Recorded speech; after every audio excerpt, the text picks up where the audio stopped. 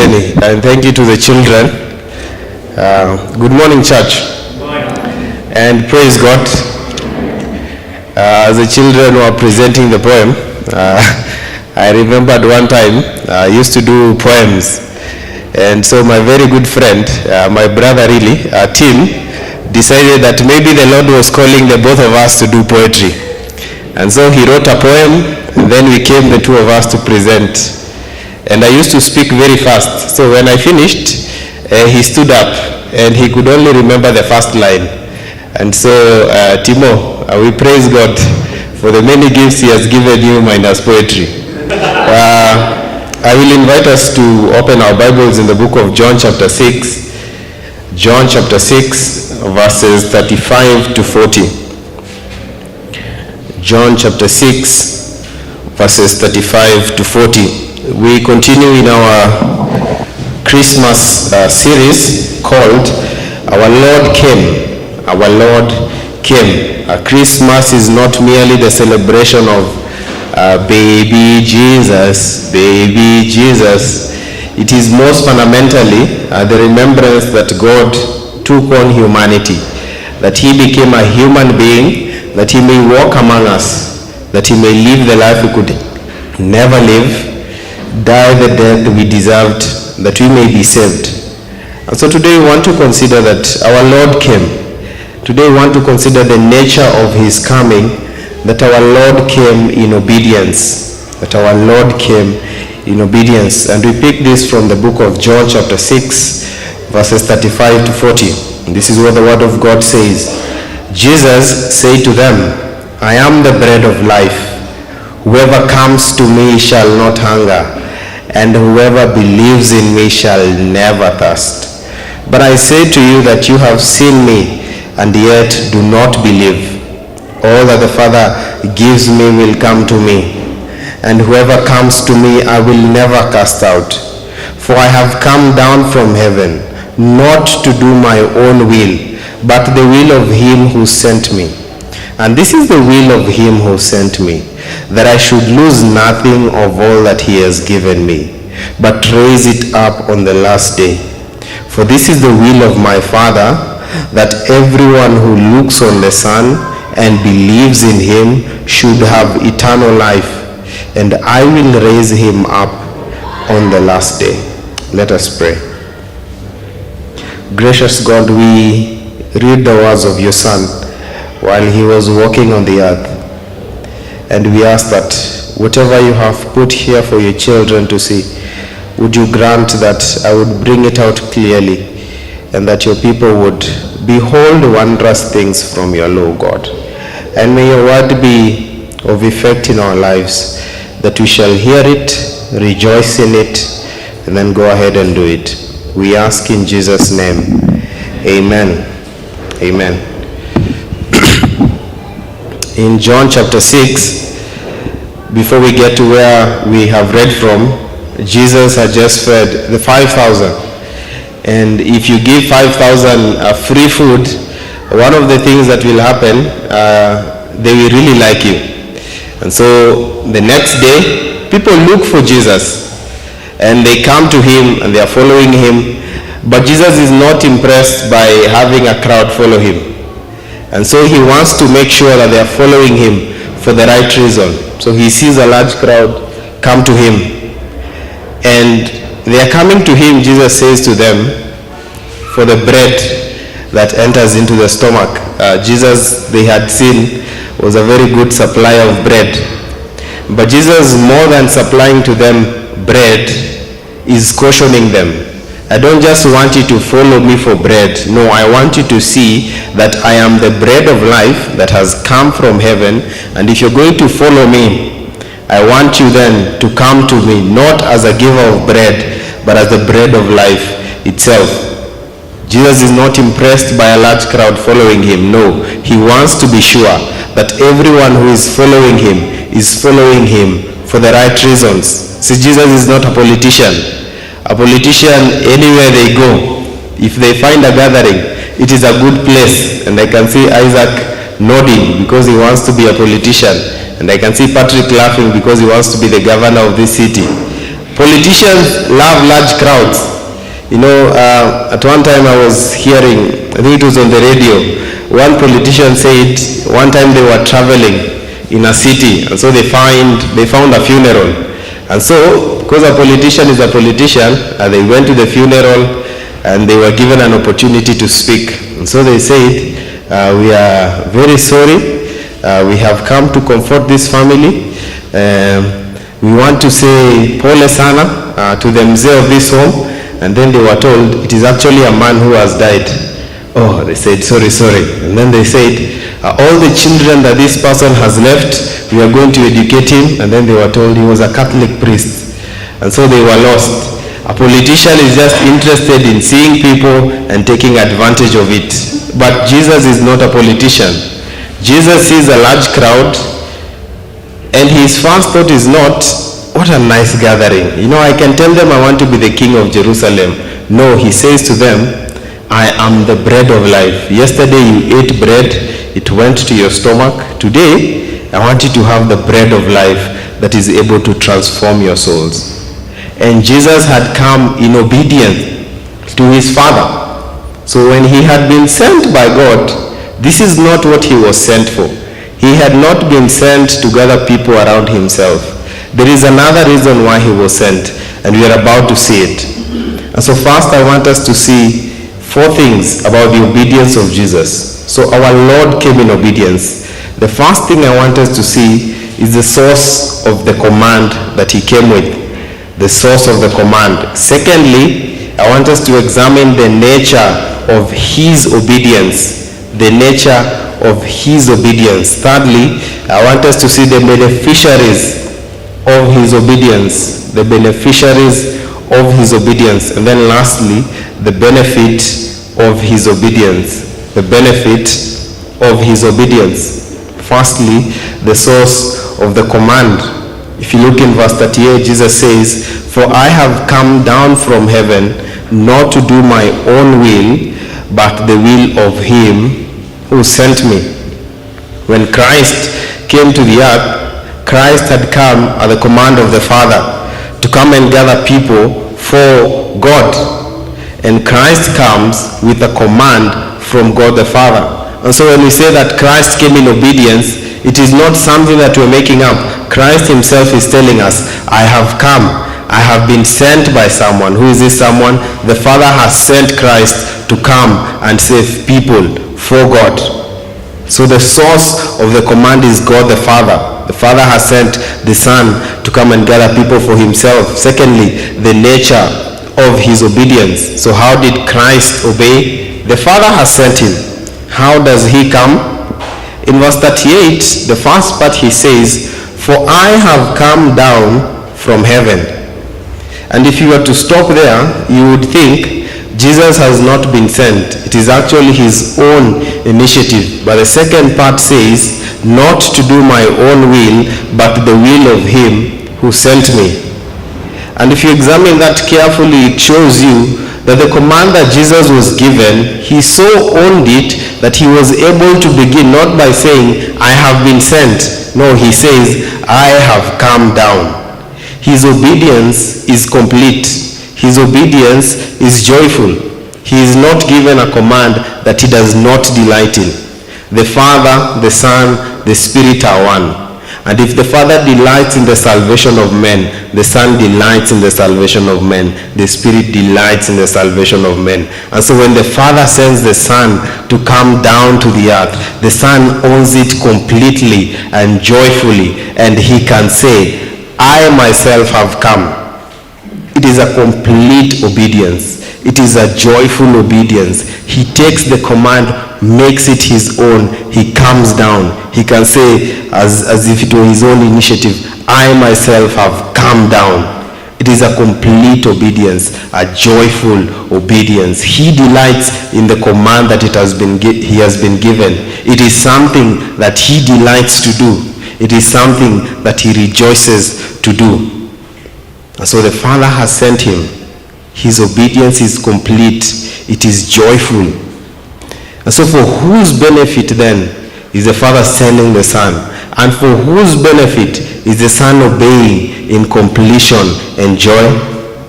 In verse 40, Jesus says this, "For this is the will of my Father, that everyone who looks on the Son and believes in him should have eternal life." You would think that something that cost Christ so much would first of all be for his own benefit. But a few weeks ago, as we were studying the character of God, we said that our God is self-sufficient. He does not need anything. We do not add anything to God by becoming saved. As a matter of fact, it costs God and it is for our own benefit. God is self-sufficient and he desires to welcome us into his fellowship.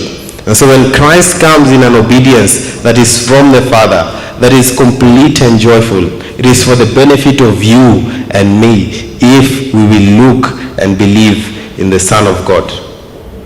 And so his obedience is not for his own sake. You know, when sometimes you hear corrupt people and you want them to do something, they tell you, "What's in it for me? If we go through and follow this thing, you know, if I follow your command, what will I get out of it?" No, it's not like that for Jesus. Jesus is coming, not that he may gain anything, but so that he may extend salvation and forgiveness and freedom from sin to other people. And so his obedience is for our own benefit. The death that he died is because of our own sins. The suffering that he suffered is because of our own rebellion. And so Christ comes in complete obedience, not so that he may gain anything, but so that he may extend forgiveness to you and to me. And therefore we can sing, "Amazing grace, how sweet the sound that saved a wretch like me." It is not amazing grace that made me go to God. God really needed me. No. Amazing grace that saved a wretch like me. And therefore the hymn writer can say and wonder, "Alas, and did my Savior die, and did my sovereign bleed? Would he devote that sacred head for such a worm as myself? It is I he died for. It is for my own sake, for my own benefit that Christ died." So his own benefit is for everyone who will look to the Son. So as we always lead you in singing, again we remind you today, look and live, my brothers, live. Look to Jesus now and live. This is the promise. The will of the Father is this, that everyone who looks on him, to him the benefit of eternal life will come. So the Son has come in obedience. The obedience is joyful and complete. Do not think that Jesus saved you begrudgingly, that if he had another option he would skip it. No. He is not like the way you do for your friends. You know, a friend can invite you somewhere and you say, "Ni vile tu mse ni pastor, so huwezi hata, you know, I just have to go. I've always been here. Alikuja kwa yangu, sasa lazima pia niende kwa yake." Christ is not like that. As a matter of fact, we had offended him. This is something that he does joyfully, willingly, completely. He owns it and says, "I will go down there and die for these people." So the benefit is ours. But what is the benefit? Again, verse 40. "For this is the will of my Father, that everyone who looks on the Son and believes in him should have eternal life." The benefit that you get by believing in Jesus Christ is eternal life. And eternal, by definition, means it is an ending. And Christ says, "And I will raise him up on the last day." If you listen carefully, he doesn't say, "I will raise some of them on the last day." No, he says, everyone who looks, everyone who believes, I will raise him up on the last day. The benefit that we get in looking to Jesus Christ in believing in him for the forgiveness of our sins is getting eternal life, and eternal life that is secured by the very blood of the Son and by the very will of the Father, by the very working of the Spirit. You know, people sometimes live afraid that they will lose their salvation, and they wonder, am I just one sin less of sinning my way out of salvation? Well, listen to he who came to save you. He says this: everyone who looks on the Son, everyone who believes in the Son, on the last day, when the Son will come back, he will raise him up. That God does not save people and then release them. That God does not save people and then they can become lost. No, no, no, no, no. If this is the will of God the Father, how can the will of God the Father fail? If the will of God the Father can fail in salvation, then we cannot trust him in any other thing. This is God who holds every particle together, and this is his will, that they who believe in the Son will be saved. And they'll be saved not to be lost. He will keep them and raise them up on the last day. Believers can never, ever lose their salvation. And it is because they never earned it in the first place. What you did not earn, you can never lose. If you did not work for your salvation, you cannot unwork your salvation. Christ comes and he saves you, and he will keep you to the end. That does not mean that some will not turn away from the faith. In 1 John, he says, some have gone away, but they went away that it may be clear they never belonged to us. For if they had belonged to us, they would never have turned away.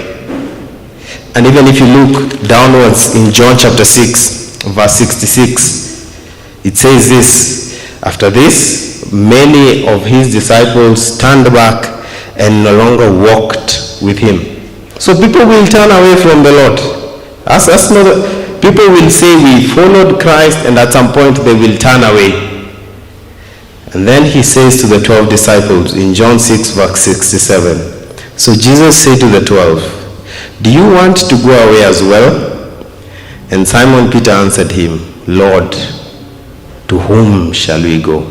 You have the words of eternal life. And listen to what he says, verse 69, and we have believed and have come to know that you are the Holy One of God.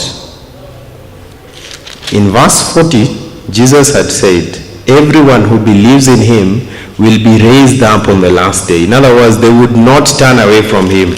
And Peter says, this is what we have done. We have believed and have come to know that you are the Holy One of God. And Peter is a good example. Peter fell into terrible temptation, and he denied the Lord 3 times. But was Peter completely lost? No, the Lord came and restored him. And so although he fell away for a moment, he was not lost completely. And Christ came completely, joyfully, to fulfill the will of the Father, which was to give eternal life, and eternal life that cannot be taken away. And as you walk out and think through Christmas and contemplate what Christ coming means for you, one of the things that it means for you is this: that this is the will of the Father, that Christ should come. And this is the mission of Christ that he owns completely, that he should save all those who look to him, all those who believe in him. And he saves them not to let them go at some point. No, no, no. But so that he may keep them and raise them up on the last day. And so do not live your life afraid. Lord, will you one time leave me? Will you one time forget me? Will you one time release me from my salvation? No. If you with Peter, and all Christians can say this, we have believed and have come to know that you are the Holy One of God, then you can know this, that the Lord will keep you and raise you on the last day. And so his obedience is perfect. The benefit is ours. The benefit is unending. eternal life that can't be lost. And so don't just rejoice and think of baby Jesus. No, remember the God who has come to fulfill the will of the Father, that you may be saved and secured for all of life. And like Peter, I want you to examine your heart. Can you truly say this with Peter, that you have believed and have come to know that Jesus is the Holy One of God? Have you looked to Christ? Have you believed in him? This is the will of the Father, that everyone who looks to him will be saved, and Christ will raise you up on the last day. Rejoice, rejoice. Emmanuel has come to set us free. It was a silent night when he came, but it brought light that brings a light and a day that can never fade. So as you walk out, rest in that. And this is the will of the Father, your salvation. And if you would doubt very many other things, then know this, that the will of God cannot be stopped by anyone and by anything. And if you have believed in his Son, it is his will to keep you to the end. And therefore, walk out your salvation with fear and trembling. And I also challenge us to contemplate the obedience of God the Son. And just think about your own life. And at your workplace, at home, in school, how is the nature of your obedience? Can you be said to be one who obeys with such joy, with such completeness, even when it does not benefit you, even when it will cost you? Are you willing to joyfully obey? May the Lord help us as we rejoice in the assurance of our salvation, to be those then that obey with the nature of obedience that our Savior has shown us. An obedience that is joyful, an obedience that is complete, an obedience that seeks not just our own benefit, but the benefit of others. Let us pray. God, we have many things to thank you for, but today we say thank you for sending your Son, who came, bled and died, and is now raised above. So we say, hallelujah, God, yours is the glory. That praise be to the Father who sent his Son. Praise be to the Son who joyfully came. Praise be to the Spirit who radically transforms. And God, we ask that you would cause all of us to look to your Son. That if there is anyone here, God, who does not know your Son as Lord and Savior, that they would hear the words of Peter, that Peter had believed and known that your Son was the Holy One from you the Father. And God, would you grant that this would be our confession, all those gathered here, that we will not contemplate and go through Christmas after Christmas and yet never think that the point is that your Son came to die for us. And God, as we live in the world that you have given us to live in, we pray that you will help us to reflect your Son Jesus Christ in how we obey the orders that we get from those under whom we are in authority. Help us be those that obey joyfully, willingly, completely, even for the benefit of not ourselves but others. God, these things we rejoice to ask in Jesus' name. Amen.